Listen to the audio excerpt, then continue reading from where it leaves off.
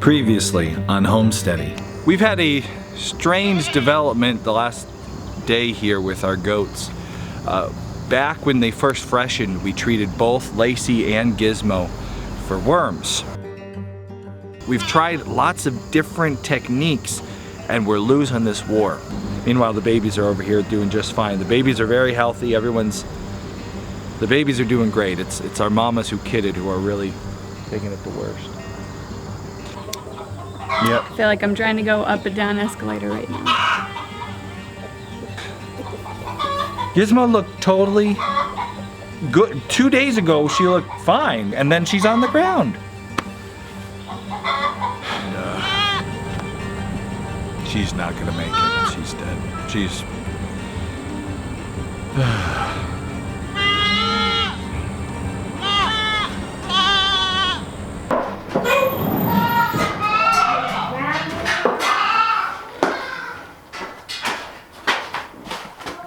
When talking about worms and parasites and a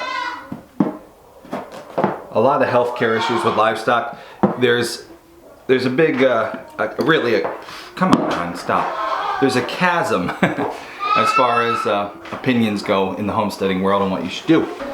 And that's okay. It's okay to disagree on animal husbandry subjects. When we see a goat who looks like Lacey does, and I'll show you that after we talk in milk, that's where we decide, you know what? Now is time to ratchet things up and use a compound that has been made in a lab that is known to kill parasites, which could eventually kill our goat,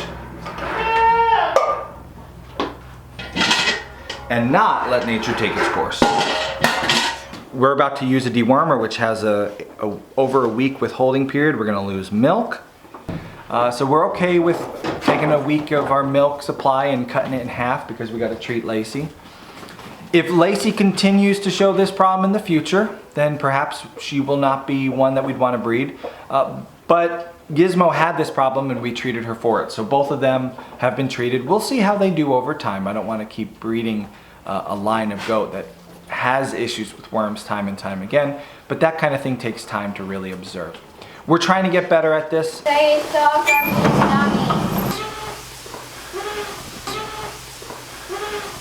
So we got Lacey in captivity now. We talked in another recent video about this issue of feeding animals on pasture versus confinement in a dry lot. And in that video I talked a lot about how it's easier in a dry lot to avoid health issues. And a lot of people said, Austin, you were too kind to the dry lots, they can get sick there too. Yes, I was talking about if you manage correctly on a dry lot, it is easier to maintain good health. We're going to keep her in this confined area. She will not be able to eat pasture that has worms in it. She will be fed up elevated off the ground. We will clean out the stall frequently. We will be able to properly dose her. A lot of the suggestions for proper deworming include taking them off of feed for an entire, I believe it's 12 hours. Hey Lace. And we'll see you in another video. Probably the video where we actually treat Lacey with Safeguard. I think we're using Safeguard on her this time around. Our vet suggested a 5-day treatment of Safeguard.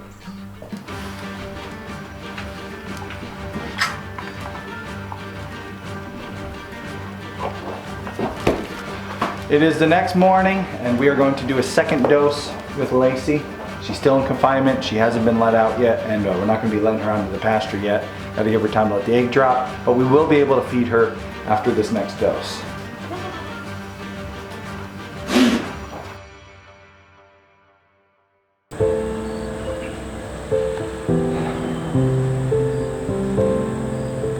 We know she's not gonna make it. We've seen animals die before. Gizmo's definitely gonna die.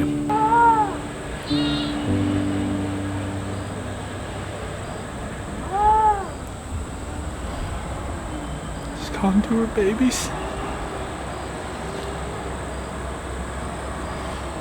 This sucks.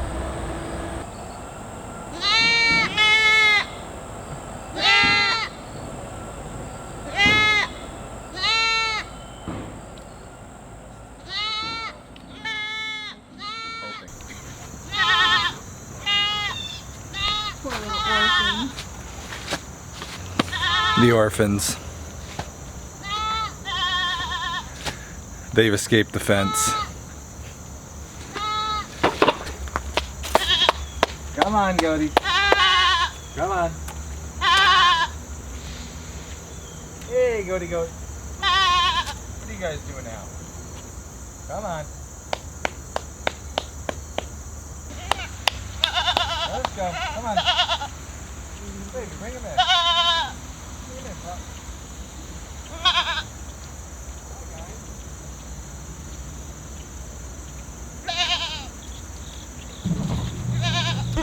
Come on. Come on, pups. Come on, goaties.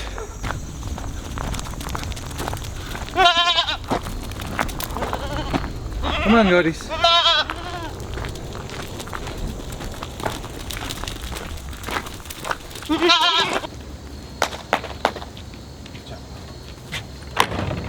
on, goaties. Bring him around. Come on, goaty. Bring him in. Come here, buddy. Come on, goaty goats. Go. Come here, goaty goats. Come on, goaties.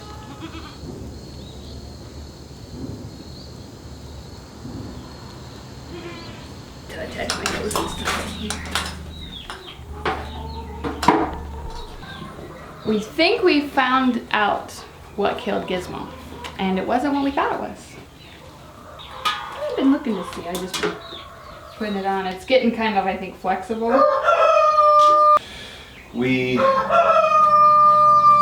were kind of like knocking our heads against the wall yesterday. You could probably tell in the video, trying to figure out what the heck happened. Gizmo's walking around one morning just fine, and the next day she's dead. So fast, just like boom. After having regularly been worming her, checking her, doing famaches, doing fecals, and we're just like, what happened? My aunts came by yesterday, our goat mentors, a few of them, and they were picking up the little brown buckling we got, Thorin. They're gonna use him as a breeder this year. When we told them what happened to Gizmo, the first thing they said was, oh, meningeal worms. And I was like, what? And Austin said, you mean the worms that deer get? They said, yeah. Apparently these are worms, they are carried on like slugs and stuff, that if it's been wet, in a wet area with a lot of deer, a mild fall, it's pretty much exactly everything that we have right now. A mild fall, lots of deer activity, and we have them in this lower paddock to get them off the field to help with worms, actually put them where they could have these meningeal worms. I've been doing a ton of research on worms the last few months dealing with this worming issue, but I haven't been looking at meningeal worms. I've been looking at mostly how to deal with the worms that our vet told us we were dealing with based off our fecal analysis, which was the barber pole worm. That's the worm that shows up in a fecal. A meningeal worm doesn't show up in any test. There's no way to find out if your goats have meningeal worms other than observing the side effects that they produce and doing a necropsy, which, you know, I mean, you can only do that when they're dead. So here's a worm that we weren't thinking about, have never dealt with in the past, but I started doing some research on the side effects, and come on Google, meningeal. This is some of the stuff we learned. So this is the sheepandgoat.com. This is an article by Susan Shonian, great source of information for sheep and goats. I go to her articles a lot when dealing with this sort of stuff. First off, diagnosis, meningeal worm infection cannot be diagnosed in the live animal. A fecal examination is not useful since sheep and goats are dead-end hosts for the parasite and larvae do not produce eggs. So this worm would not have showed up on our fecals. That makes sense. We wouldn't have known it was there. It's just something you have to know to look for this time of year, this type of fall. We've never experienced it before, so it wasn't on our radar. That's just our lack of experience, you know, dealing with another worm issue. Symptoms. Ready for this? Infected animals, the symptoms will depend on how many larvae are present. A mild infection may produce a slight limp or weakness in one or more legs. I noticed weakness in both Lacey and Gizmo. A more severe infection can cause an animal to be partially or completely paralyzed. Gizmo's walking around in the morning and then she can't move at all. When larvae migrate to the brain, they cause blindness, a head tilt, circling, disinterest or inability to eat, or other signs that mimic brain diseases. So I'll link below to that article on meningeal worms. When it comes to treating meningeal worms, this article, Susan Shonian says, no control studies have confirmed or refuted the efficacy of different treatment regimens, nor does treatment repair damage to nervous tissue. Basically, she's saying, there's a couple different ways people suggest treating it. It's a way amped up dosage compared to what you would be doing for barber pole. So the treatments that we have been doing for the barber pole worms will have no effect on this meningeal worm population. And the actual how good the treatments are still not really known. Susan Shonian suggests prevention is the best way to handle this. However, prevention is also difficult. It's this worming thing. I'm not a parasitologist, read the article. It's just like, it's more frustrating worm information. The symptoms that we saw, this goat walking around and then suddenly paralyzed, that matches up. And even the signs that we're seeing with Lacey, weight loss, they talk about rapid weight loss. The weird thing with the head, the legs being funky, we're seeing that. This is what the problem was, but it doesn't do a lot of good now that the goat's dead. As far as Lacey goes, meningeal worm infections, if they're more mild, they can survive them. Some animals have them and you never even notice it. So maybe with Lacey we'll be fortunate and she'll fight this one off. So it's just Frustrating. Yeah, it's just more frustrating. It's something that affects deer, but not as severely. We're really blown out. Look at you paying attention to that. Okay. It's something that affects goats, sheep, llamas, alpacas. It shouldn't affect the cows at all though, so that's good. No? Mm-mm. Really? Yeah. All right, come on, you all. All right, we got milk. Ladybug's ready.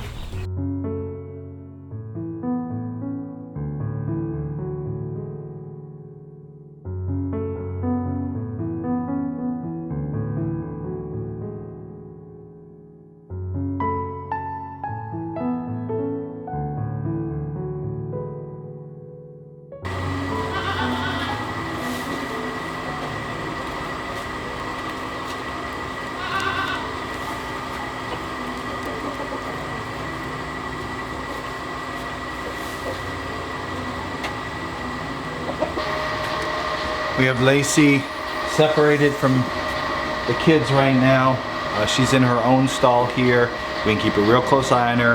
We can keep it very clean, and we can feed her up off the ground. We got hay up off the ground. We got feed in a bucket and the water.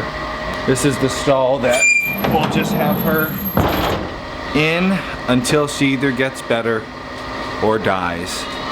But we're gonna keep a close eye on her, trying to get her back, her condition back. She is in such bad shape physically, but we've been through two sets of wormer, and now we're going to look more into treating meningeal worms.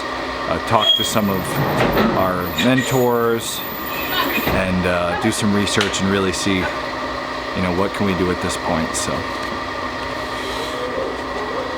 the battle for Lacey continues, and you'll know as time goes on. You'll see what happens.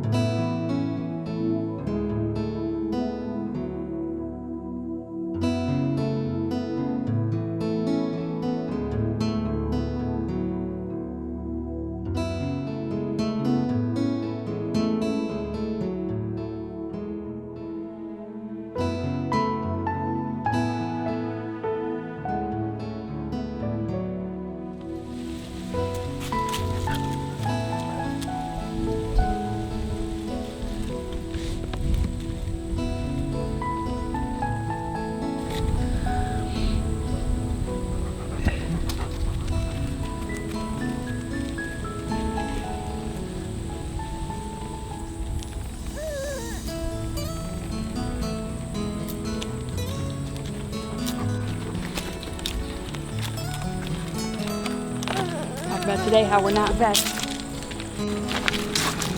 We are gonna head back, take Lacey's temperature, check on her.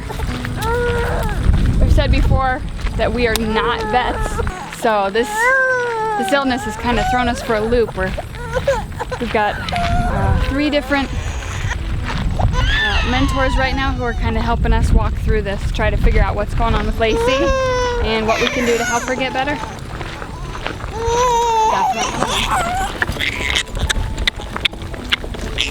Not a mentor.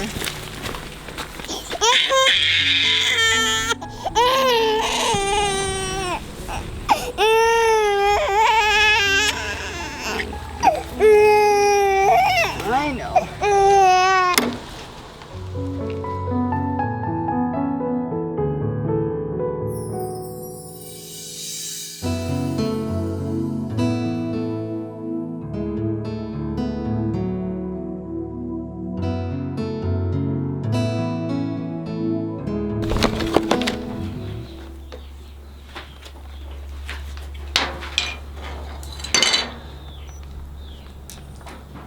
Alright, I'm gonna grab a couple gloves.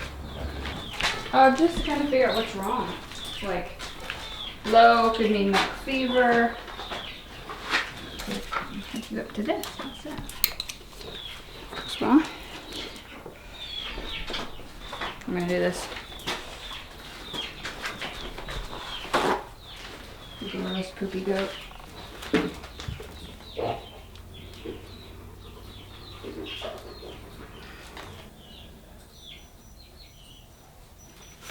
.8.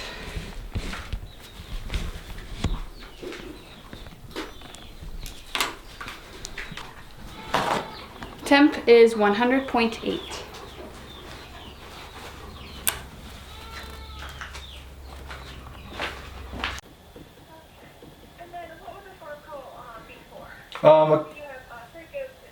I was calling, we've been working the last month or so with you guys. We've had goat worm issues, and we're having issues again with one of our does. We went through a whole thing of Panicker, that is what you guys recommended. And I'm just wondering if there's something else maybe we could try, because we're still having issues with this thing. Is this, I mean, you've seen, you know, from our records there, we've done 2 doses now. Is it pretty common to see like this problem just continue like this? Yeah, we have had that. It doesn't seem like she's gonna ever get better from this. It seems like it's just getting worse. Some don't. Yeah, okay. If you guys were to come on farm and take a look at her and say like, oh, you know what, she looks like, you know, again, this weird, like the way she's like moving and walking, maybe you could say like, oh no, that looks like, you know, that's not going to get better. I don't know. Right, Is it the kind of thing that... Yeah, we could do it then. Okay, just got off the phone with our vet, talking about the treatments that we've been doing, talking about plans for what we could do next. Vet wants to take a look at Lacey, see, you know, make sure we're not dealing with some other issue that we're overlooking. We're kind of at the point, I mean, on the phone, she already started talking about a necropsy. Like, well, you know what? If this keeps heading this direction, at least you can find out what the problem is through a necropsy. So we booked an appointment. Unfortunately, we can't get her out till next week. That was the first available appointment. So we're just gonna keep up with caring for Lacey. By next week, you know, the vet will be here to let us know what, you know, what she thinks, if there's something we're missing or something we could do better. So we will, you'll find out when we find out. With the loss of Gizmo, we have decided to make some big changes on our homestead. Stay tuned. In the upcoming week, you will learn about these changes.